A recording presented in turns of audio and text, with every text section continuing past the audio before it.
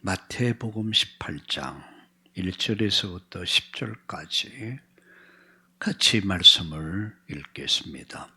그때에 제자들이 예수께 나와 이르되 천국에서 누가 크니까? 예수께서 한 어린아이를 불러 그들 가운데 세우시고 이르시되 진실로 너희에게 이르노니 너희가 돌이켜 어린아이들과 같이 아니하면 결단코 천국에 들어가지 못하리라.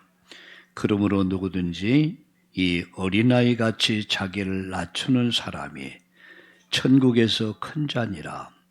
또 누구든지 내 이름으로 이런 어린아이 하나를 영접하면 곧 나를 영접함이니 누구든지 나를 믿는 이 작은 자 중 하나를 실족하게 하면 차라리 연자 맷돌이 그의 목에 달려서 깊은 바다에 빠뜨려지는 것이 나으니라. 실족하게 하는 일들이 있으므로 말미암아 세상에 화가 있도다. 실족하게 하는 일이 없을 수는 없으나 실족하게 하는 그 사람에게는 화가 있도다. 만일 내 손이나 내 발이 너를 범죄케 하거든 찍어내버리라. 장애인이나 다리 저는 자로 영생에 들어가는 것이 두 손과 두 발을 가지고 영원한 불에 던져지는 것보다 나으니라. 만일 내 눈이 너를 범죄케 하거든 빼어내버려라.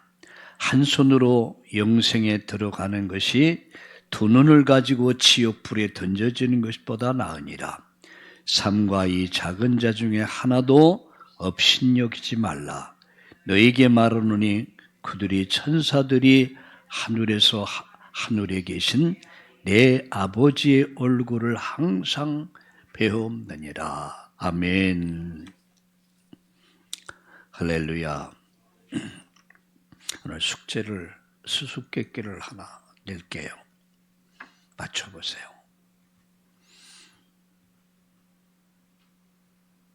이 세상에서 가장 아름다운 꽃이 있다고 해서 제가 어떤 꽃일까? 그래서 사전을 찾아봤습니다. 근데 그 사전에서 말하고 있는 꽃은 아주 저도 혼자 웃었습니다. 아, 그렇구나. 여러분은 어떻게 생각하세요? 우리 김인권 집사님에게는 내가 아침에 미리 답을 다 줬어요. 여러분 어떻게 생각하세요? 꽃 중에 꽃. 그래서 웃음꽃이라고 그러더라고요. 여러분이 웃을 때의 그 모습을 보세요. 너무너무 아름다워. 여러분 아침에 딱 일어나서 웃음진 웃고 있는 엄마의 얼굴을 보면 아이들이 평안해집니다. 남편이 웃고 있는 부인의 얼굴을 보면 마음이 평안해지죠. 웃음이라고 하는 것은 모든 사람을 기쁘게 만들어요. 그래서 항상 기뻐하라. 쉬지 말고 기도하라. 범사에 감사하라. 이것은 하나님이 우리에게 주신 아주 축복의 말씀이죠. 우리는 기뻐할 이유가 있습니다. 우리는 감사할 이유가 있습니다. 우리는 기도할 이유가 있습니다. 오늘도 여러분 얼굴이 이 지구상에서 가장 이쁜 얼굴로, 아름다운 얼굴로 비춰지기를 예수님의 이름으로 축원합니다. 저는 오늘 이 시간 여러분과 함께 천국에서 가장 큰 자가 누군가 이런 제목으로 말씀을 드리려고 합니다. 제자들은 예수님께서 천국에서 가장 누가 큽니까? 이렇게 천국에서 가장 큰 자가 누굽니까? 물었어요. 궁금했어요. 그들의 관심은 천국의 영광보다도 천국에서 서열에 더 관심이 있었습니다. 그러나 예수님은 어린아이를 세우시며 천국의 위대함을 세상의 기준과 다르다고 가르쳐 주셨습니다. 천국에서 가장 큰 자는 어떤 사람입니까? 오늘 저는 그것을 세 가지로 요약을 해서 말씀을 드리려고 합니다. 천국에서 가장 큰 자, 그 첫 번째가 바로 어린 아이처럼 믿는 자다. 그게 천국에서 가장 큰 자야. 여러분 3절에 여러분 말씀을 보세요. 이르시되 진실로 너희에게 이르노니 너희가 돌이켜 어린 아이들과 같이 되지 아니하면 결단코 천국에 들어가지 못한다. 천국에 들어가려면 어린 아이같이 돼야 된다. 이렇게 말씀했어요. 왜 이렇게 말씀했을까? 어린 아이는 부모를 100% 신뢰합니다. 전적으로 믿습니다. 자신의 힘을 의지하지 않습니다. 부모만 신뢰합니다. 성령을 구원받은 성도는 성령을 의지하죠. 하나님만 의지합니다. 잠언서 3장 5절에 보니까 마음을 다해 하나님을 신뢰하고 이렇게 말씀합니다. 천국에 누가 들어갑니까? 어린 아이 같은 믿음을 가진 사람. 부모를 전적 의지하듯이 하나님의 구원을 전적으로 믿고 의지하는 자, 그가 천국에 들어간다는 사실입니다. 어린아이는 단순하게 믿습니다.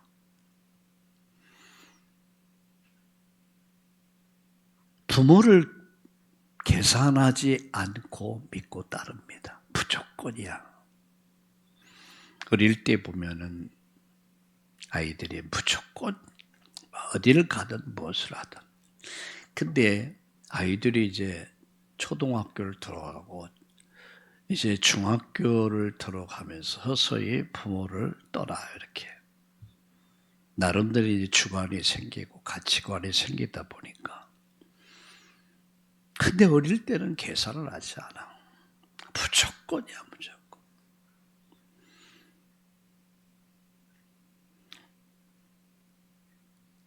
참된 신앙이 어떤 신앙인가? 어린아이 같은 신앙. 하나님 말씀을 믿고 그 말씀을 그대로 순종하는 사람. 히브리서 11장 6절에 보니까 그렇게 말씀하죠. 믿음이 없이는 하나님을 기쁘시게 하지 못하나니 하나님께 나아가는 자는 그가 계신 것과 그를 찾는 자들에게 상 주심이심을 믿어야 할지니라. 이렇게 말씀합니다. 믿음이 없이는 하나님을 기쁘시게 할 수 없어요. 아브라함을 하나님 부르셨을 때 갈대우르를 떠나 내가 네게 지시할 땅으로 가라.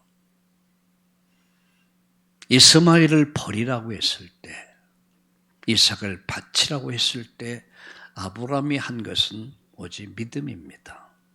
그러니까 믿고 순종한 거예요. 어린 아이같이. 우리에게 필요한 게 뭘까? 믿음입니다. 진짜 믿는 사람은 순종합니다. 말씀을 따라갑니다. 이게 어린아이의 믿음이에요. 어린아이는 배우려는 마음이 있어요. 그래서 어린아이는 늘 배우려고 심습니다. 엄마 저게 뭐야? 조금 있다가 엄마 저게 뭐라 그랬지? 엄마 저게 뭐야? 수없이 물어봐요. 근데 엄마는 그게 귀찮지 않죠. 그게 귀찮지 않아. 아이들에게는 이 뭡니까? 이 지식욕이 생기기 시작한 거죠. 알고 싶은 거야. 배우고 싶은 거야. 어린아이가 늘 배우려고 힘쓰듯이 여러분, 우리의 신앙은 늘 배우려고 힘써야 합니다. 그래서 신앙도 가르침을 받는 겸손한 자세가 필요한 거예요. 베드로전서 2장 2절에 보니까 갓난 아이처럼 순전하고 신령한 젖을 사모하라 이렇게 말씀합니다. 어린 아이같이 순전하고 신령한 젖을 사모해. 막 배가 고파하죠. 예? 목말라하고 배고파. 그 아이에게 먹을 거 주잖아요. 그런 마음. 천국에서 가장 큰 자는 어린 아이처럼 믿는 사람들이에요. 그들은 부모를 전적으로 의지합니다. 단순합니다. 배우려고 합니다. 복잡하지가 않아. 그래서 어릴 때에 이 복음이 자리 잡아야 돼요. 이미 중학교 들어가고 고등학교 들어가고 대학 들어가면요. 세상의 지식, 가치관이, 문화가 그들 속에 자리 잡기 시작해요. 그리고 이 복음이 들어가지가 않아. 그래서 늙어도 어릴 때에 들어간 말씀은 늙어도 떠나지 않는다. 요새 주일학교에서 성경 사우팅을 하는데 그게 뭐냐면 사실 성경 암송입니다. 그냥 암송하라고 하면 힘들잖아요. 요새는. 그래서 최소한 스마트폰을 이용해서 아이들에게 성경을 읽게 만들고 그것을 이제 유튜브에 올려가지고 그래서 확인하고 그러기 위해서 그 아이들을 칭찬하고 격려하고 상도 주고 이것이 아이들뿐만 아닙니다. 어른도 해야 돼요. 우리 안에 무엇이 담겨져 있느냐 그 사람 가지고 있는 가치관이 그 사람의 인생을 만들어 갑니다. 어릴 때 부지런히 가르치라고 그랬어요. 저는 요새 어린이들을 보면서 가슴이 타더라고요. 세상에 다 뺏기는 것 같아. 세상 문화에 다 잠식되는 것 같고 마귀에게 다 전략에 뺏기는 것 같다. 이런 생각이 들어요. 그래서 우리는 최선을 다해서 이 말씀을 가르치고 이 말씀을 암송하게 만들고 이 말씀을 묵상하면서 말씀에 사로잡힌 사람이 될 수 있도록 그야말로 말씀에 사로잡혀 사는 사람들 그런 아이들이 될 수 있도록 우리 부모님들이 우리 선생님들이 그 역할을 해줘야 돼요. 아니면 다 뺏겨버립니다. 그들이 세상에서 나가서 세상 문화와 그 속에서 헤매고 헤매다가 돌아올 때는 너무 많은 시간이 흘러요. 어릴 때. 천국에서 가장 큰 자가 누구냐? 어린아이처럼 믿는 사람이다. 그게 첫 번째입니다. 자, 두 번째입니다. 천국에서 가장 큰 자는 자신을 낮추는 사람이다. 4절 볼까요? 그러므로 누구든지 이 어린아이와 같이 자기를 낮추는 사람이 천국에서 큰 자니라. 또 누구든지 내 이름으로 이런 어린 아이 하나를 영접하면 곧 나를 영접하는 것이다. 천국에서 가장 큰 자는 자신을 낮추는 사람이다. 낮춘다는 말은 뭐죠? 겸손이란 말이에요. 겸손. 겸손이 뭡니까? 하나님 앞에서 자신을 아는 거예요. 하나님 영광을 보면서 자신을 볼 때 내가 너무너무 형편없는 거예요. 그래서 하나님을 아는 자만이 진정 겸손할 수 있습니다. 하나님 없는 사람이 겸손은 가장된 교만입니다. 겸손을 가장한 것이지 사실은 교만입니다. 하나님을 아는 사람은 겸손합니다. 4절 다시 봅시다. 그러므로 누구든지 이 어린 아이와 같이 자기를 낮추는 사람이 천국에서 큰 자라 그랬어요. 야고보서 4장 10절에 그렇게 말씀하죠. 하나님 앞에서 자신을 낮추라. 주께서 높일 것이다. 이렇게 말씀해요. 하나님 앞에서 자신을 낮출 때 모든 사람 앞에서 겸손과 온유로 자기 자신을 낮출 때 하나님이 그를 높이신다 그 말씀이에요. 야, 여러분 요셉을 생각해 볼 수 있죠. 요셉은 11째 아들이었습니다. 노예로 팔려가야 됐습니다. 감옥에 가야 됐습니다. 노예가 돼서 그의 인생의 여정을 보면 그러나 그는 어느 곳에 있든지 그는 섬김의 삶을 살았어요. 그는 노예였습니다. 죄수였습니다. 그때 하나님이 어떻게 그를 하루아침에 요셉을 애굽의 국무총리까지 그를 높였습니다. 지금의 총리하고는 비교가 안 되는 거죠. 애굽이라는 대제국의 총리의 자리까지 하나님은 하루아침에 인생을 완전 역전시켜버려요. 여러분의 인생을 하나님이 얼마든지 역전시킬 수 있다는 얘기예요. 하나님 앞에서 겸손하라. 때가 되면 내가 너희를 높일 것이다. 우리는 그 믿음을 가져야 돼요. 오늘 이 믿음이 충만하기를 예수님의 이름으로 축원합니다. 나가서 겸손은 예수님을 모습을 담는 것이다. 예수님은 가장 높은 자리에 계신 하나님이셨어요.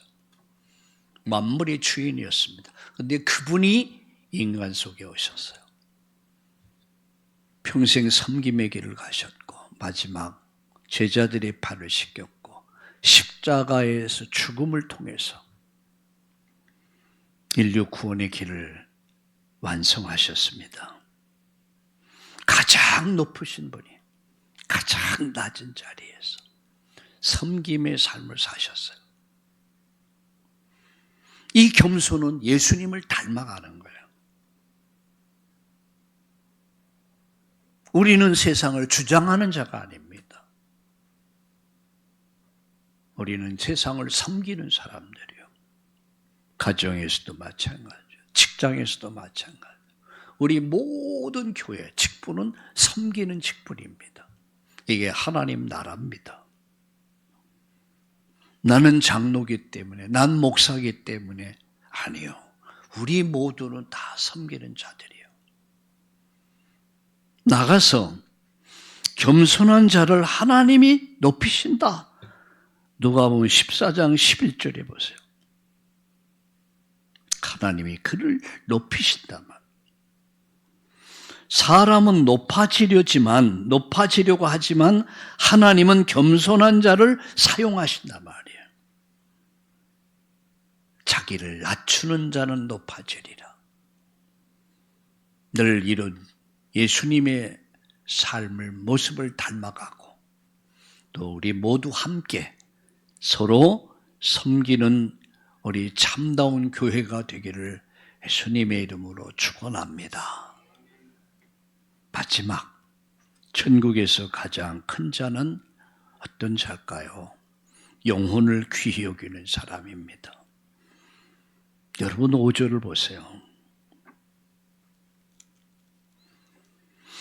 누구든지 내 이름으로 이런 어린아이 하나를 영접하면 곧 나를 영접함이니 누구든지 나를 믿는 이 작은 자 중 하나를 실족하게 하면 차라리 연자 맷돌을 그 목에 달아 바다 깊은 곳에 빠뜨려지는 것이 나으니라.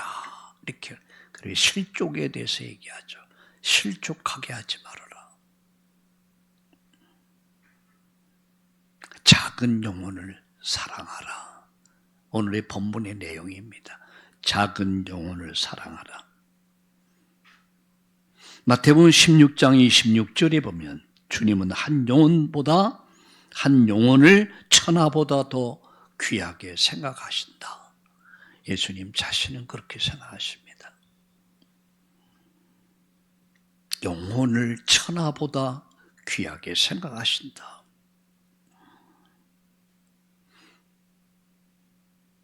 네가 나 사랑하느냐? 예수님께서 베드로의 질문이죠. 주님, 제가 주님을 사랑하는 거 아시지 않습니까? 그렇다면 내 어린 양을 먹여라. 이렇게 말씀했어요. 이렇게 부탁을 했습니다. 작은 자를 섬기는 것이 곧 주님을 섬기는 것이다. 마태복음 25장 40절. 연약한 자를 돌보는 것이 예수님을 섬기는 것이다. 제가 금요일 날 예매하는 오후면 제가 퍼스트 병원을 환우들을 신방을 합니다. 그리고 또 교회 와서 또 금요 기도회를 인도해야 되고 좀 힘들더라고요. 그런데 제 마음속에 내가 왜 이 일을 해야 합니까? 질문해 보면서 내가 나 사랑하느냐? 네가 정말 나 사랑하느냐? 그러면 내 어린 양을 먹이라. 주님의 영혼. 어쩌면 그들은 작은 자들이에요. 어쩌면 저하고 상관이 없는 사람들 있을 수 있습니다. 그런데 그들은 주님의 양이야. 우리 장로님들, 권사님들, 집사님들 함께 병원 사역을 합니다. 어쩌면 우리가 안 해도 돼요. 그때 그들이 누구냐? 그들이 누구냐? 예수님 사랑하는 영혼이야. 네가 나 사랑하느냐? 내 양을 먹여라. 주님의 양이야. 그 양을 찾고 그 양에게 말씀을 전하고 기도해주고 그 말씀을 붙잡을 때 힘이 나더라고요. 왜 우리가 주일 학생들을 위해서 기도해야 되고 이들을 위해 기도하고 이들에게 말씀을 전하고 이들을 바로 우리가 세우려고 합니까? 주님의 양이야. 얼른 볼 때는 별로 나타나는 증거가 없을 수 있어요. 근데 제가 누누이 얘기하지만 내 인생을 바꾼 것 결정적인 기회는 어릴 때였습니다. 잠깐의 기회였지만 잠깐의 충격이 내 인생 전체를 바꿨다는 사실 앞에 나는 너무 감사합니다. 우리 주일학교를 또 우리 중고등부를 위하여 기도하는 교사들, 우리 교회가 결코 작은 일 하는 거 아닙니다. 우리 병원 사역하고 있는 여러분들이 작은 사역이 아닙니다. 네가 나 사랑하느냐? 그러면 내 양 먹여라. 이 작은 자를 섬기는 것이 곧 주님을 섬기는 거예요. 잃어버린 영혼을 찾는 삶을 사는 거예요. 그 속에서 잃어버렸던 영혼을 찾고. 그래서 우리 참다운 교회의 빈 공간이 가득가득 차고 넘쳐나기를 예수님의 이름으로 축복합니다. 말씀 마칩니다. 천국에서 가장 큰 자는 세상이 말하는 큰 자가 아닙니다. 어린아이처럼 하나님을 전적으로 믿는 사람이요, 자신을 낮추고 겸손히 행하는 사람이요, 작은 영혼을 귀히 여기고 그들을 섬기는 것, 그것이 바로 하늘나라에서 가장 큰 자요, 큰 상급이 있음을 믿으시고 오늘 이 믿음으로 충만하기를 축복합니다. 살아계신 하나님, 오늘 이 말씀을 통해서 우리에게 귀한 생명의 말씀 주신 것을 감사합니다. 어린아이 같은 믿음으로 하나님을 의지하며 겸손히 자신을 낮추고 작은 영혼을 사랑하는, 정말로 영혼을 살려내는 그런 우리 참다운 교회와 우리 모든 전 성도님들 되게 하여 주시옵소서. 예수님의 이름으로 감사하며 기도드리옵나이다. 아멘.